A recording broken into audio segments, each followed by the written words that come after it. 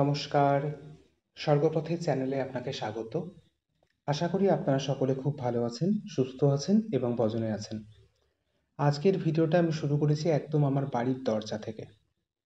আজ ছিল আমাদের গ্রামের মনসা পুজো, একটা লোকাল ফেস্টিভ্যাল। তো এই পুজোতে আমাদের কি কি হয়, কিভাবে আমরা দিন কাটাই, সেটাই আজকের ভিডিওর মাধ্যমে আমি আপনাদের সামনে তুলে ধরার চেষ্টা করছি।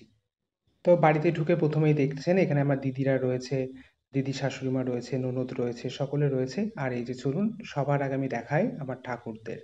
একদম ঠাকুর ঘরে নিয়ে চলে এসেছি। তো এখানে সিংহাসনে আমার মারা রয়েছেন। আর এখানে দেখুন আমার দুই গোপালও রয়েছেন, রাধা রমন রয়েছেন, রাধা মাধব রয়েছেন।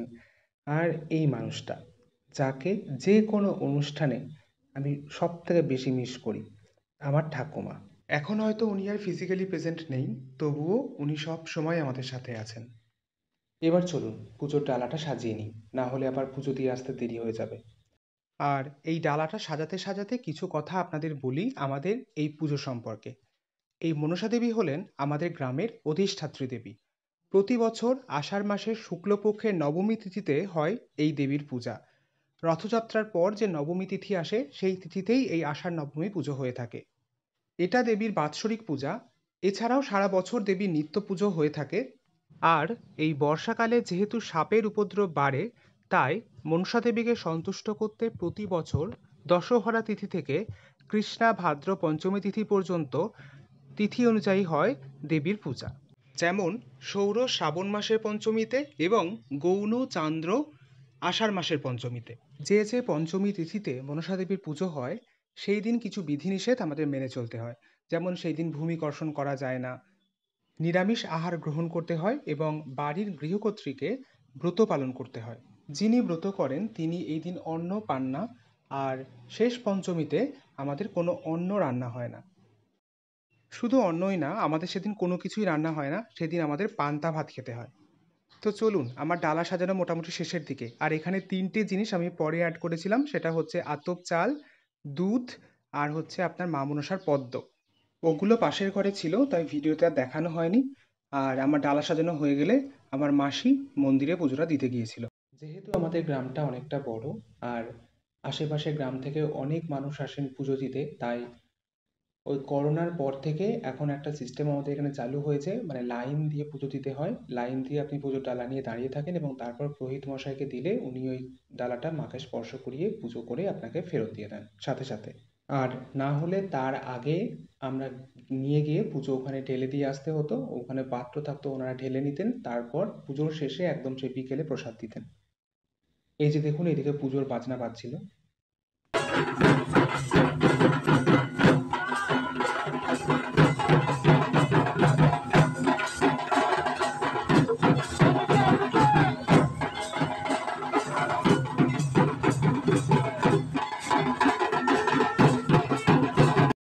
পুজোর সময় মন্দির প্রাঙ্গণে অনেক ভক্তের সমাগম হয়। এখানে যেমন দেখতে পাচ্ছেন এখন প্রচুর লোকজন রয়েছে। আর এখানে এখন চলছে হচ্ছে ডন্ডি কাটা। আমাদের মন্দিরের উল্টো দিকেই একটা পুকুর রয়েছে, ওখান থেকেই ভক্তরা ডন্ডি কেটে মায়ের কাছ পর্যন্ত আসেন।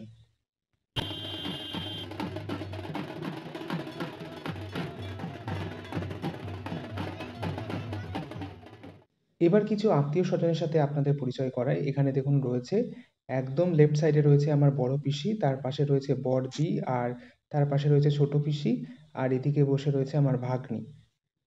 চলুন একবার ছাদে যাই, একটা জিনিস আপনাদের দেখাবো আজকে।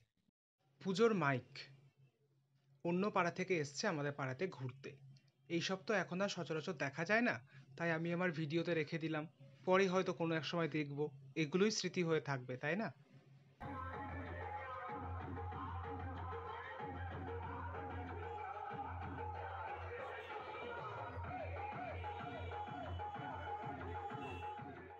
ছাদ থেকে নিচে এসে দেখি আমাদের রাতের রান্নাবান্না শুরু হয়ে গেছে। এখানে তখন ভাত ফুটছিল, আর তারও কিছুক্ষণ পর এসে দেখি এখানে একদম মাটন রান্না চলছে।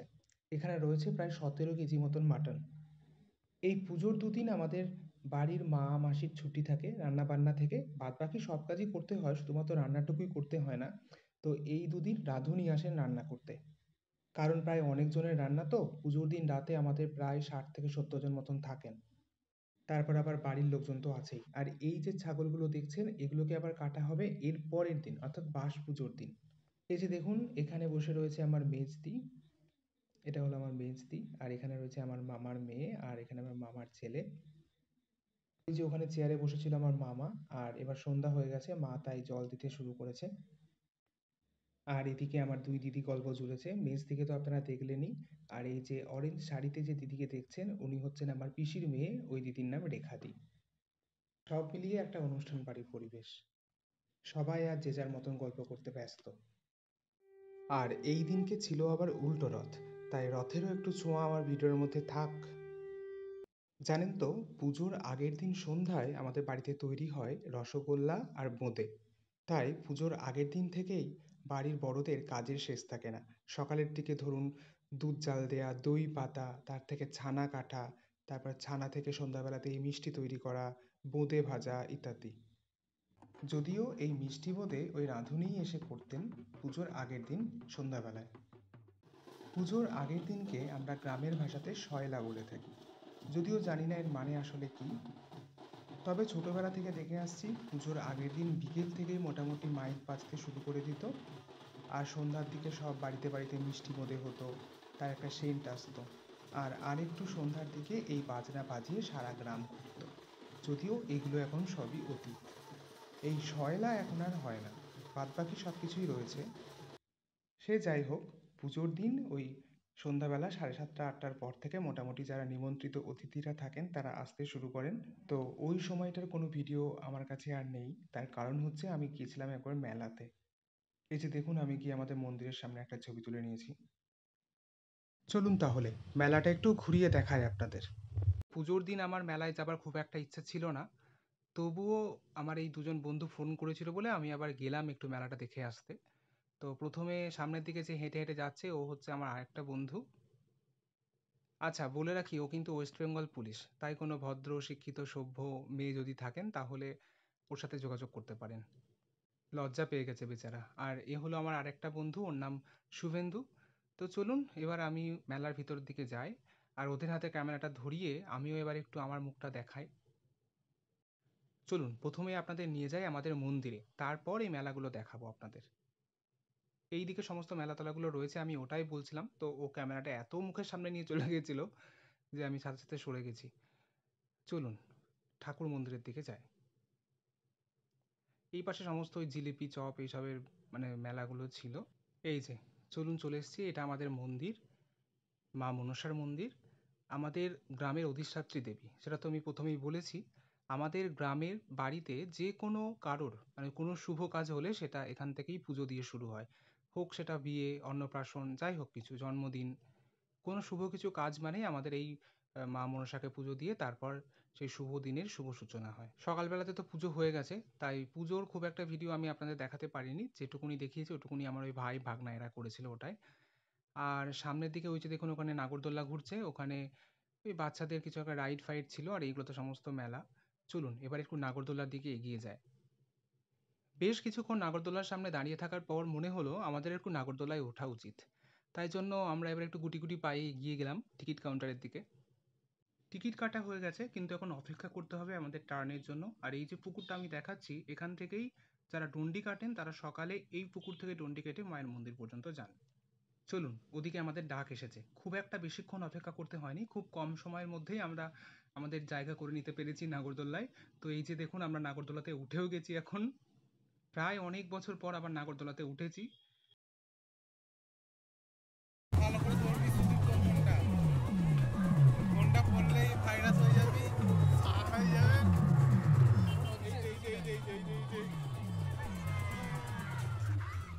যাই হোক চলুন এবার ফোনটা বন্ধ করি, কারণ নাগরদোলাটা এবার একটু স্পিডে ঘুরতে শুরু করেছে। আর কোনো কারণবশত ফোনটা পড়ে গেলে আমার বন্ধু তো বললো যে আমি ভাইরাস হয়ে যাব। নাগরদোলাটা যদিও খুব একটা উঁচু ছিল না, এরা আমাদের মানে টিকিট নিয়েছিল হচ্ছে পার হেড 30 টাকা করে, আর ঘুরিয়েছিল হচ্ছে ওই 10 থেকে 15 মিনিট মতন। যাই হোক আমরা নাগরদোলা থেকে সাবধানে নেমে গেছি। ওই যে স্টেজটা আপনি দেখতে পাচ্ছেন, এটাতে আমাদের পুজোর পরের দিন অর্থাৎ বাস পুজোর দিন রাতে হয় ফাংশন। চলুন এবার একটু মেলা দেখে তাড়াতাড়ি বাড়ির দিকে যেতে হবে। আমরা যখন ছোট ছিলাম তখন এখানে আরো অনেক মেলা বসতো। আর তখন তো একটা বায়না ছিল আমার, মেলা থেকে একটা জিনিস আমাকে কিনে দিতেই হবে, আর বেশিরভাগ সময়তে সেই জিনিসটা আমাকে কিনে দিত আমার বড় মা। ছোটবেলায় এই মেলা থেকে যে আমি কত জিনিস কিনেছি সেগুলো একদিন আপনাদের দেখাবো। সেই সমস্ত আমার এখনো রাখা আছে পরম যত্নে। চলুন এবার মেলার দিকে একটু এগিয়ে যাই, এই মেলাটাতে কি আছে একটু দেখি। মেলা মানেই তো শুধু বাচ্চাদের খেলনা আর মায়েদের ঘর সাজানোর জিনিস আর মেয়েদের এই চুড়ি মালা টিপ এইসব। তো এইসব আর আমি দেখে কি করব। আর এই ছেলেটা জানি না তখন থেকে মেলার দিকে যে কি দেখে যাচ্ছে, কার জন্য যে ও জিনিস কিনবে ভগবান জানে। চলুন এবার একটু সামনের দিকে যাই, অন্যান্য মেলাগুলোও ঘুরে ঘুরে দেখি। যদিও আজকে তো পুজোর দিন, সবার বাড়িতেই অনেক আত্মীয় স্বজন বন্ধু বান্ধব, তাই আজকে খুব একটা ভিড় মেলাতলাতে নেই। মেলাতলাতে ভিড়টা হয় এর পরের দিন। ওই লাস্টের দিকে দুটো দোকান বসেছে, চলুন তো কি আছে দেখে আসি ওখানে। তো এসে দেখি এখানে ওইসব মেহেন্দি ট্যাটু এইসবের দোকান বসেছে। তো আমিও একটু ভেবেচিন্তে, আমার একটা অনেক দিনের ইচ্ছে ছিল একটা ট্যাটু করার, কিন্তু যদিও সেটা টেম্পোরারি, তাই জন্য একটা ওই মেহেন্দির মতন যে ছাপ দিয়ে দেয় না, ওগুলো দিয়ে আমি একটা ট্যাটু বানিয়েছিলাম। কি বানিয়েছি সেটা আপনাদের দেখাচ্ছি দাঁড়ান। বাড়িতে গিয়ে আমার মাকে দেখালে মা আমাকে নিশ্চয়ই বকাবকি করবে, কিন্তু তবুও বড় হয়েছি তো তাই জন্য একটু সাহসটা বাড়িয়ে এটাকে করেই ফেলেছি সাহস করে। যদিও এটা টেম্পোরারি, মাকে বললে মা বুঝে যাবে ঠিক। কারণ কাকুকে জিজ্ঞেস করলাম, কাকু বললো 2 থেকে 3 দিন মোটে থাকবে হাতে। আর দেখলাম ওই একটা ছাপ দিয়ে দিল, তারপরে একটু নারকেল তেল লাগিয়ে হাতটাকে ভালো করে পরিষ্কার করে দিল। এই যে দেখুন, বুঝতে পারছেন এটা বানিয়েছি আমি। ওটা কিছুই না, জাস্ট একটা হার্ট, আর হচ্ছে আপনার তার সাথে হার্ট বিট। চলুন এবার এই আইসক্রিম খেয়ে আমরা বাড়ির দিকে রওনা দিই। আর একটা জিনিসও আপনাদের দেখায় দাঁড়ান। দেখতে পাচ্ছেন এখানে কত বক্স আর মাইক, বাপ রে, মানে এখানে এত আওয়াজ হয় কানের পর্দা ফেটে যাবার জোগাড়। যদিও এখানে কি গান হয় সেটা বুঝি না, শুধু আওয়াজটাই শোনা যায়, শুনুন আপনারা একটু। তো মেলা থেকে ফিরে আসার পর দেখলাম যে যারা অতিথিরা ছিলেন তারা সকলে এসে খেতেও বসে গেছেন। তো আমি মাসিকে বললাম, দেখাও তো কি কি রান্না হয়েছে। তো এখানে মাসি প্রথমে যেটা দেখালেন এটা হচ্ছে আপনার মাটন, তারপরে এটা হচ্ছে ভাত, আর এখানে ছিল হচ্ছে আলু পোস্ত আর চাটনি। এটাই ছিল রাতের মেনু। কিন্তু যারা মাটন খায় না তাদের জন্য চিকেনও ছিল, আর যারা চিকেন না খায় তাদের জন্য মাছ ছিল। এটা যেহেতু আমাদের পুরনো রান্নাঘর আর ওই ঘরে লাইট খুব কম, তাই এগুলোকে এরকম একটা লাগছে অন্ধকার অন্ধকার। যাই হোক, চলুন এবার খাবার জায়গাটাতে যাই। আমি মেলা থেকে ফিরে আসতে আসতে ওই 10টা বেজে গিয়েছিল, তাই জন্য তখন অর্ধেক অতিথি চলেই গিয়েছিলেন।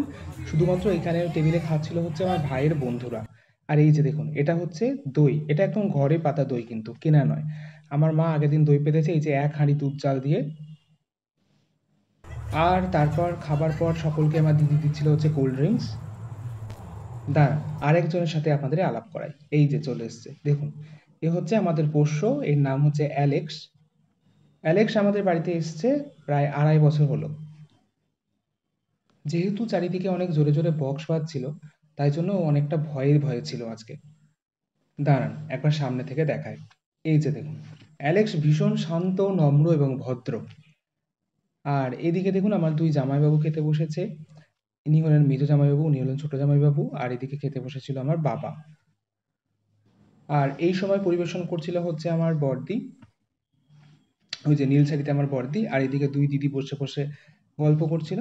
চলুন এবার আমিও খেতে বসে যাই। আমিও খেতে বসে গেছি। তো প্রথমে ভাত আলু পোস্ত দিয়ে খাওয়া শুরু করে দিয়েছি, আর এই যে এটা আমার মা, মা দিচ্ছিল, আর সামনে আমার দিদিরা খেতে বসেছে। আর তারপর আমার পাতে চলে এসেছিল হচ্ছে চিকেন, যেহেতু আমি মাটন খুব একটা খেতে পছন্দ করি না, কিন্তু তবুও সেদিন 1 পিস নিয়েছিলাম। আর তারপর এসেছিল এই যে দই আর চাটনি, আর এদিকে আমার দিদিরা খাচ্ছিল। আর দেখবেন আমরা যখন খেতে বসেছিলাম তখন কে পরিবেশন করছিলেন, এই যে এটা হচ্ছে আমার মেজদি, আর সামনে দুটো বড়দি আর ছোটদি, আর এটা হচ্ছে আমার মেজো জামাইবাবু, আর ওইদিকে ওই যে দেখুন আমার মা খেতে বসেছে, আর এখানে আমার মাসি খেতে বসেছে। তো এইভাবেই মোটামুটি আমাদের পুজোর দিনটা শেষ হয়। তো এরপর যারা যারা অতিথিরা ছিলেন তারা তো সকলে চলেই গেছিলেন মোটামুটি। আর আমরাও বাড়ির সকলে মোটামুটি সবাই নিজের নিজের ঘরে ঢুকে পড়েছিলাম। আর তারপরে আমি বাবার কাছে গিয়েছিলাম, মানে আমাদের এই পুজো সম্পর্কে কিছু ইতিহাস জানার জন্য। সারাদিন বাবা প্রচুর ব্যস্ত ছিল, তাই জন্য একটুও সময় পাইনি। তাই রাতের বেলাতে আমি বাবাকে পেয়েছি, এখন আমি বাবার কাছ থেকে আমাদের এই পুজো সম্পর্কে কিছু গল্প জেনে নেব। কত কেজি মাংস হয়ে গেছে দুদিনে? মাংস পুজোর দিনে 17 কেজি, আর ওই বাস পুজোর দিন তোমার 13 কেজি, ও। Total 30 kilo. ও।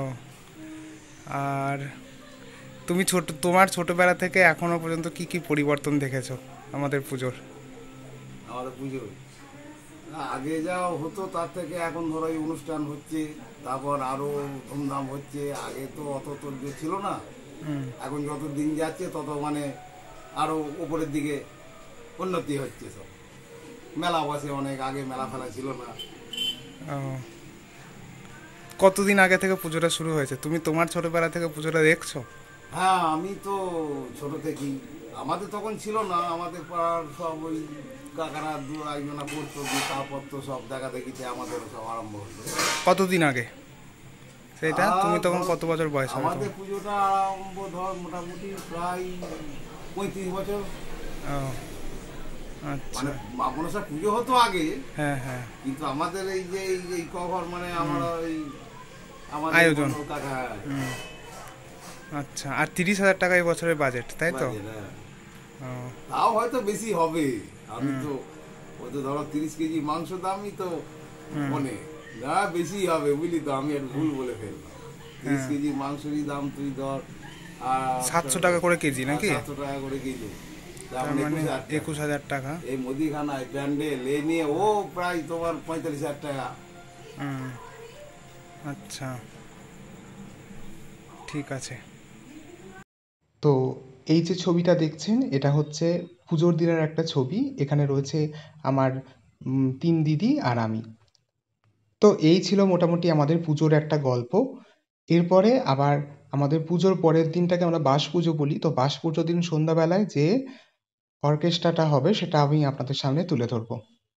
বাস পুজোর দিন সকালে এটা ছিল আমাদের ব্রেকফাস্ট। মুড়ি, এখানে রয়েছে পাঁপড় ভাজা, এখানে রয়েছে মিষ্টি, এখানে রয়েছে বেগনি আর এখানে রয়েছে বোঁদে। তো সেই ব্রেকফাস্টের পর আর আমি ক্যামেরা অন করিনি, একদম রাত্রেবেলাতে চলে গেছি ওই ফাংশনটুকু আপনাদের সামনে তুলে ধরবো বলে। তো এখানে বিভিন্ন জন গান গাইছেন, একটুখানি শুনুন, আশা করি আপনাদের ভালো লাগবে।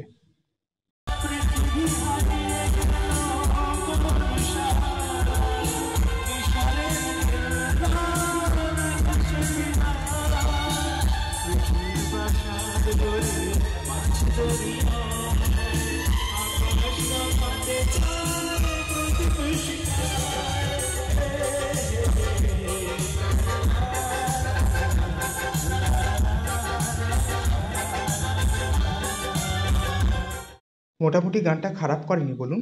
এরপর আর একজন মহিলা শিল্পীর কণ্ঠে গান শুনুন।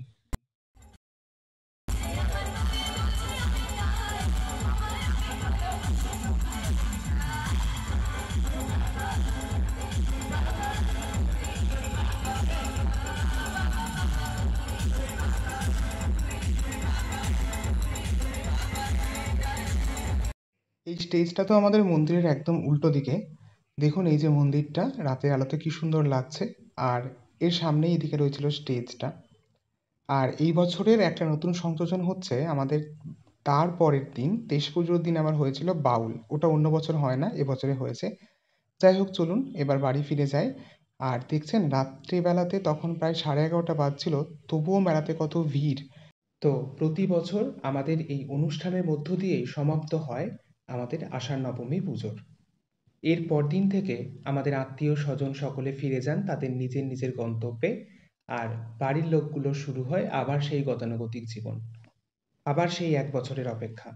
এই পুজো বা অনুষ্ঠানে আমাদের আত্মীয় স্বজন পরিবার পরিজন সকলের সাথে জমানো এই সুখের স্মৃতিগুলোই আমাদের আগামী দিনে চলার পথে আনন্দের রসদ যোগায়। আর প্রকৃতির নিয়মে তো অনেক কিছুই বদলায়।